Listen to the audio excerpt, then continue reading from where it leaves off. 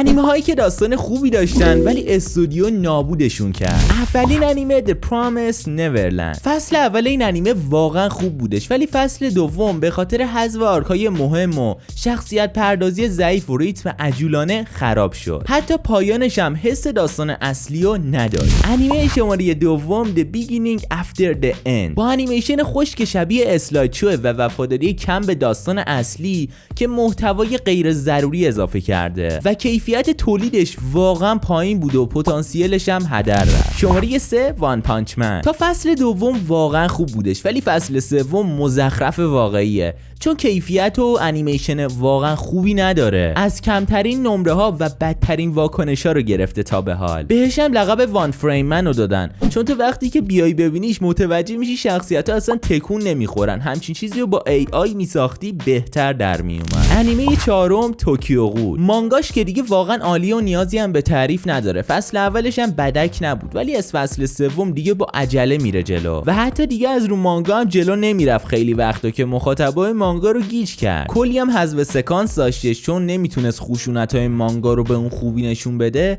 و حتی یه ذره هم شبیه به مانگاش نبود. انیمه شماره 5 برزرک. چند تا نسخه داره که اونا واقعا بد نبودن ولی نسخه 2016 دیگه یه زباله به تمام معناه. خشک و بیروه و CGI استفاده شده که برای همین گند زده شده تو انیمیشنش. صدای آزاردهنده داره و اصلا صداگذاریش هم خوب نیست. مانگاش واقعا توی یه لول دیگه است. این نسخه رو ببینی حالت به هم میخوره. نظر تو چیه؟ داخل کامنت ها حتما بگو.